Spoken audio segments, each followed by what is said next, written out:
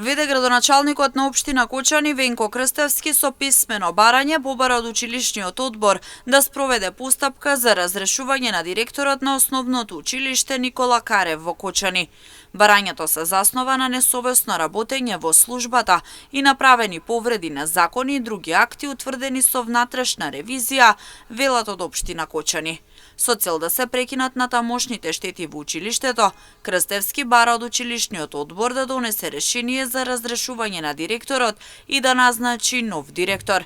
Како што стои на Facebook страницата на општина Кочани, во прилог на барањето до училишниот одбор е известување од комуналното јавно претпријатие Водовод Кочани, од кое што се гледа дека неколкумина директори на Кочанското комунално претпријатие безуспешно му имаат понудено на директорот на основното училиште Никола Карев исплата на рати на долгот кон јавното претпријатие. Во зависност од решението на училишниот одбор на основното училиште Никола Карев, општина Кочани ќе преземе соодветни мерки, велат од таму.